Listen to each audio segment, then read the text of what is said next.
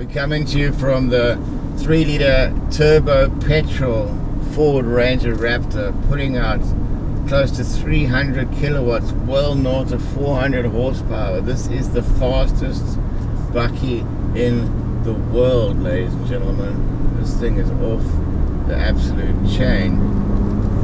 The sound of this engine is just phenomenal, ladies and gentlemen. It is a very, very well put together car. And handling's also on point with the Fox shocks. Darted into the corner here. You see it handles really well, and then you can open it up at your will.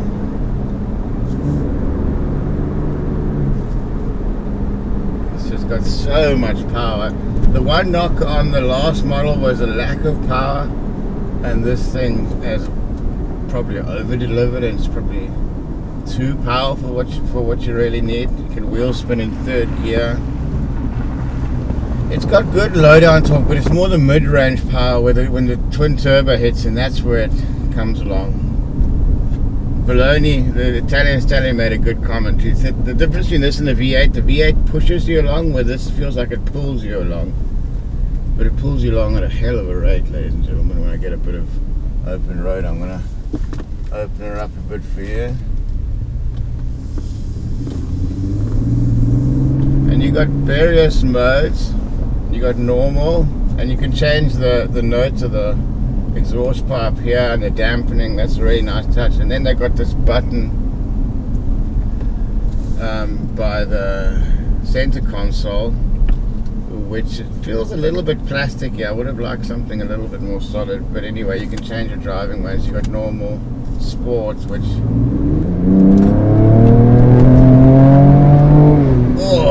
you see that really does.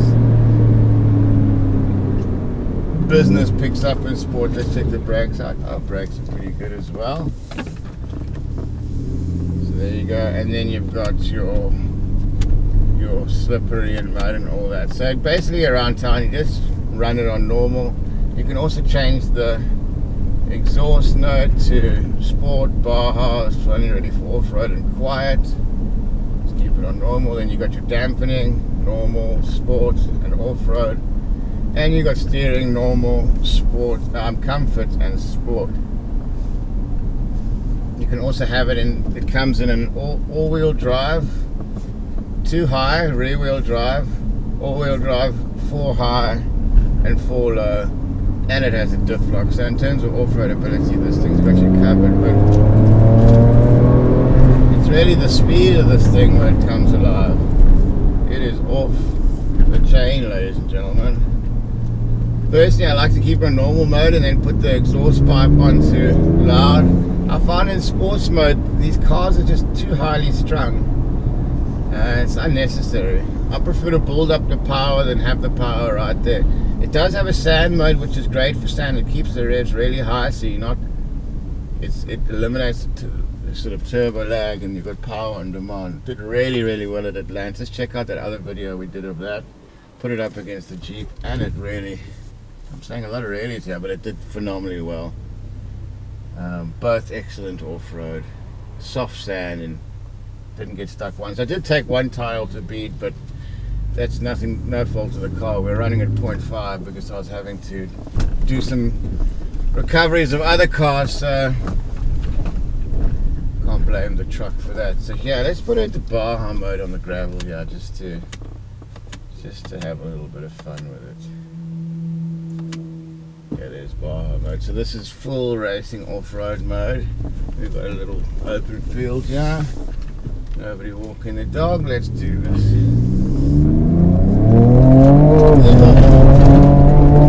You see now the Baja mode really revs everything up in a big way. Ladies and gents. Go through the corners. I can feel the steering stiffen up.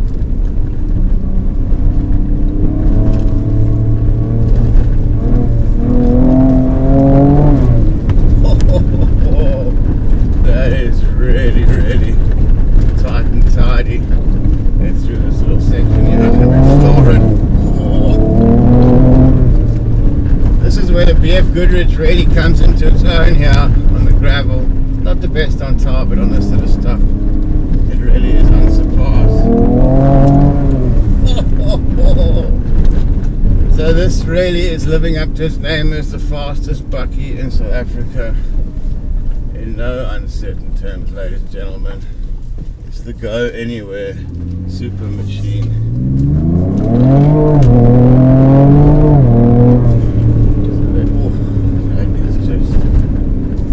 Crazy power, crazy power. One suggestion I'd make for Ford is great stuff for putting such a powerful engine in here, but the fuel economy is really high. So I thought, if you're going to have high fuel economy, why not also offer a V6 diesel version of this?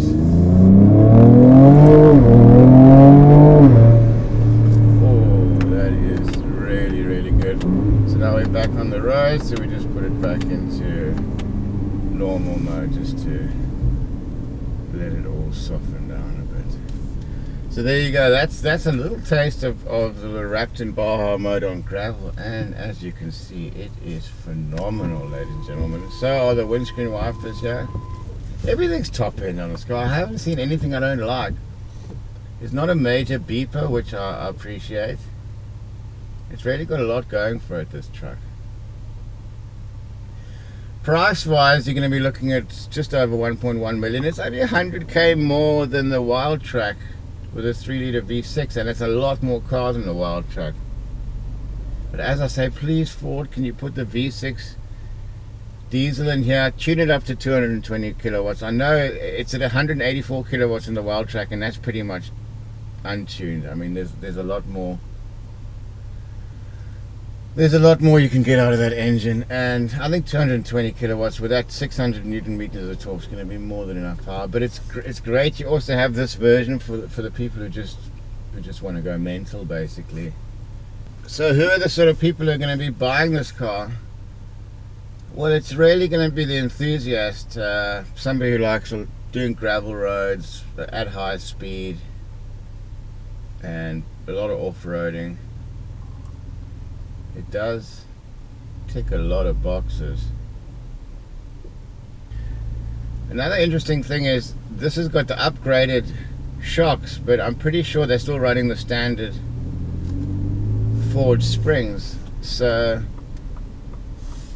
with all the modifications for the fast off-roading, you're actually losing payload. This thing in the tub, you can get just over 600 kilograms, and the towing ability is just over 2 tons, which is quite a bit less than stock standard, which is over a ton payload ability in the tub and 3.5 ton towing ability for the Wild Track. So if you're getting this is not somebody who's going to be doing a lot of commercial use, who's going to do heavy overlanding. If you're going to do that, this is more a sports truck that somebody's going to go out on the weekend, enjoy it in the Cedarburg. It's fast on tar, fast on gravel, it turns heads, it's a manure car. The taxis don't get in your way because it's big enough for you to have enough meat around you to not get pushed around on the road, which is quite important. I'd imagine, I haven't been to Pretoria for a while, but I imagine these are selling like hotcakes there, because Ford's a very popular brand in Gauteng. Swana. So yeah, I drove the Everest with a V6 diesel engine there. I was very impressed. I didn't think that was underpowered at all, and this has got over 100 kilowatts more than that. And you can hear on the dunes when these turbos get roaring. It sounds like a rally car, professional rally car, which is fine by me.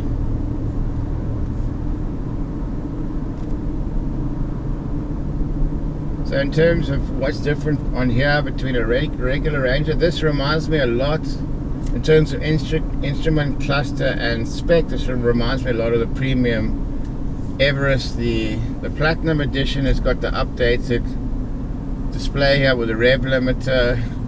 It's got the top of the range LCD screen, this nice red trim here, was more of an orangey red.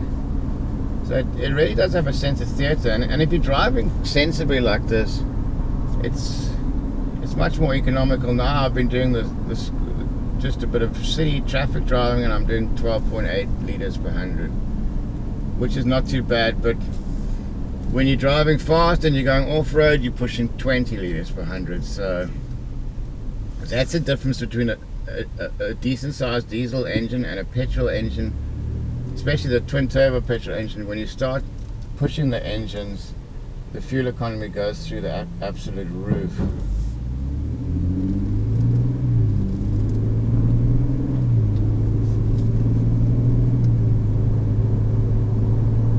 So it's not too noisy, but then if you put the boot in,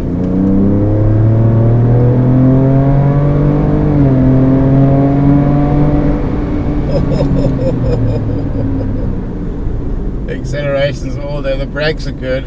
The one thing I didn't notice, were there red brake calipers on the first Ranger Raptor? I'll have to check some old video, but I didn't see the red brake calipers, which would have been nice.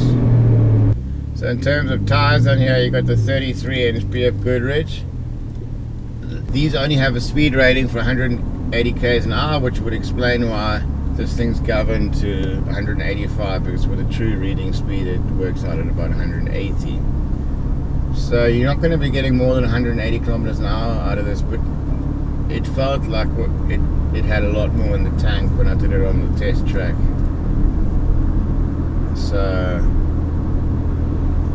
I mean, ungoverned, this thing would do over 200, but the tires aren't rated for that. So if you want more speed of this car, you'd have to get a less aggressive all-terrain to handle the higher speed rating. But to be honest, I wouldn't recommend going more than 180 in this car, because it's still a bakkie with high ground clearance, and you know, cornering's never going to be a sports car. So if you're going to be going over those speeds, you really need something lower to the ground.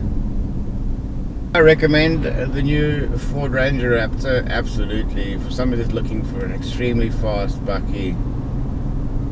The turns heads can take you anywhere. It does not need to be modified whatsoever. You could go and do the Dakar rally in this tomorrow and it would be just fine. In terms of reliability of the new car, that's to be confirmed. You'll only know in due course. As with Ford, some people have really, really good reliability, some people have some issues. So it really does depend who you talk to.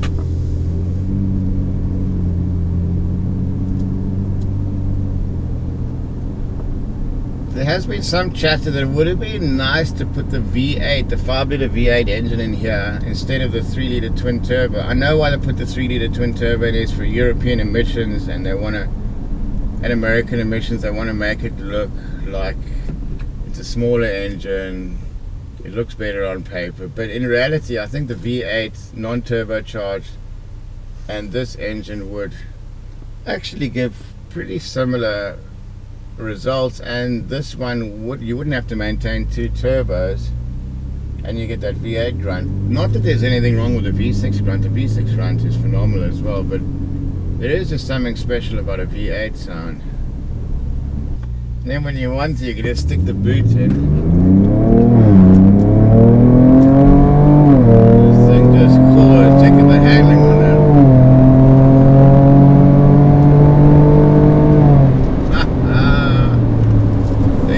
Got the handling on point with this.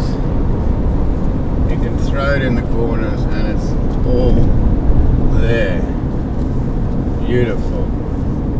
Because there's no point in having all of this power if you can't keep it on the road. I would say the tires on this seem a little bit more refined than the first KO2s they brought out. Very quiet, very, very quiet. One thing I did notice is that the back tires are a bit worn when I got the car. The journos have obviously been having fun with this car. I mean, 292 kilowatts, why wouldn't you? This car just says, I want to be driven all day long. And why not? So anything to fault in this car? Besides the fuel economy, which you can only get, which is a result of the performance, which is just, it is what it is. There's nothing I do not like about this car. If I owned it, I'd probably take the stickers off, because I like a plain uncluttered look. But I like these buttons here. The screen works well. The layout's great. Seats are comfortable. It's quiet and relatively economical when you're driving extremely conservatively. And then when you want to put the boot in, it's all there. Oh, let's take it around this nice little tight bit. So the handling is real, and these bucket seats keep you nicely in. So the accelerations is really not a problem here. 0 to 100 in 8 seconds. It really is all to play for.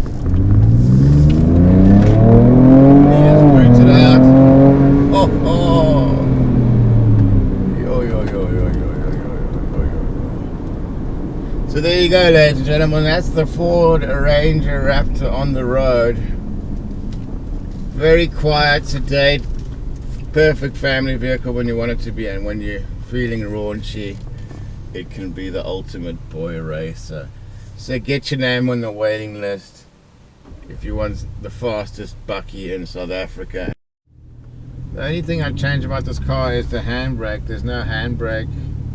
It's got this electronic brake, which is not ideal, but it's got ample drinks holder space, got a massive curry hole here, got secret compartments under the seat, which is always good. In the hood, decent sized glove box. It's got another glove box here that you can press a button or something and up she comes. So there's storage space for days here. Big glove bin.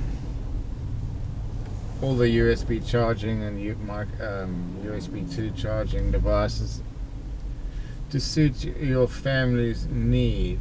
The screen is unobtrusive because it's at the right line. I noticed, especially Toyota, they normally have their screens that are kind of sticking out, but this really does work well. Navigation maps working better. For some reason it's turned to a white background, which you can see the roads better. Very good sound system. 94.5.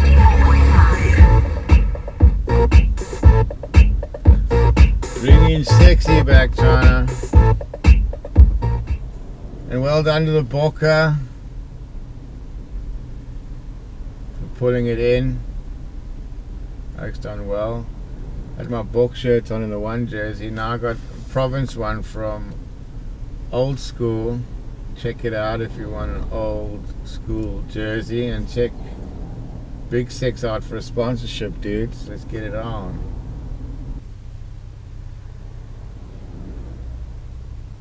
So there you go. The Raptor is officially in the books. What's my rating? Oof. That's very, very tricky, because this really does tick so many boxes. The only Achilles heel is its fuel economy. But if you're going to get big performance out of a bakkie, that's pretty much par for the course. If you want an economical bakkie, get the bi-turbo, you know. So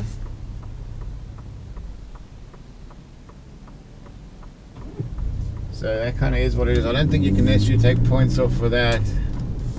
Doesn't have a handbrake, but not a lot of cars do. But I would like a handbrake. That's not really a deal breaker at all. I don't think it's right giving a 10 out of 10. There's no cars perfect, so this gets a 9.5 out of 10 on the Africa Sideways. Car rating. Also, Ford has a lot of dealerships around the country, so if you're buying in a remote area, this is the shiznits. So who are the main competitors for this bakkie? This is really the creme de creme, the top of the top.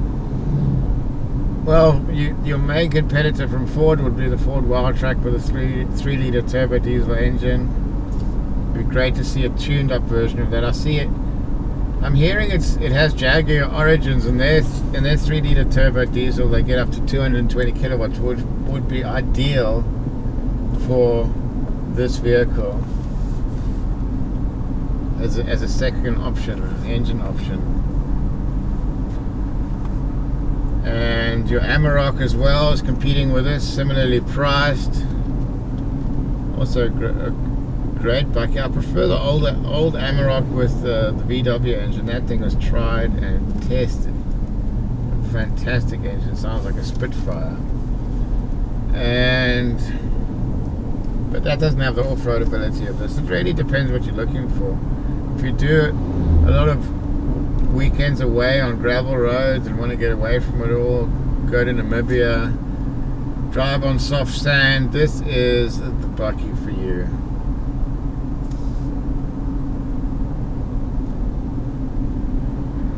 This in Navara looks cool, well priced. Just with that 2.5, you're not going to get kicked in your pants acceleration.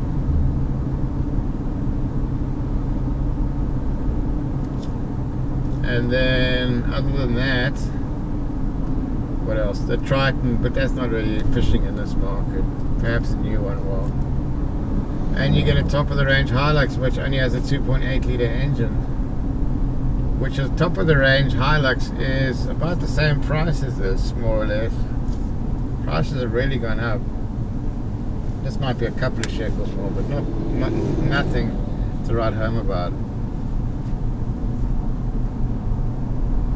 And you got your Isuzu D-Max, which you hear mixed reports about. But also doesn't have the performance. Ford are the only ones that have the performance diesels and this engine as part of their stable. So to be honest, nothing can really compete with this. One thing can. The Grenadier bakkie also got a straight 6 diesel, but that's 1.7 million rand last time I checked. So yeah, the Grenadiers are more expensive than they purported to be in the beginning.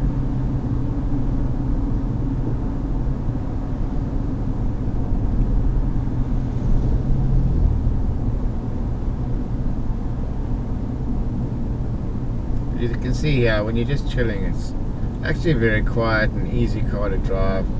You can put the steering on comfortable, and that's exactly what it is. 10-speed auto on here. Gearbox has been great. Haven't found it hunting for gears. With a modern gearbox, that's often a gripe. Sand off-road, the sand modes, I took it to Atlanta, so check out that video if you want to see how this thing performs on soft sand. One thing you need to take into account, well, it takes a bit of getting used to when you first get this car, it's just a sheer width. It's on narrow roads you're just not going to fit 2 cars through, so it does take a bit of getting used to, but after a while you get used to it and you kind of know where each side of the car is. But if you've got a small parking bay, this ain't going to be the car for you. It's a big girl, very big girl. It feels like an American sized bakkie, which is saying something. I'm sure this is going to do very well stateside, because it's got the petrol engine, which they prefer there, and it's got bucket loads of performance. So more to come on Africa Sideways. We're getting the P-Series bakkie. Haven't driven one of those for a while, so we're going to go from 293 kilowatts to 120 kilowatts. So that'll be fun. So keep it stum, keep it peeled. We'll catch you next time, Africa Sideways. Peace.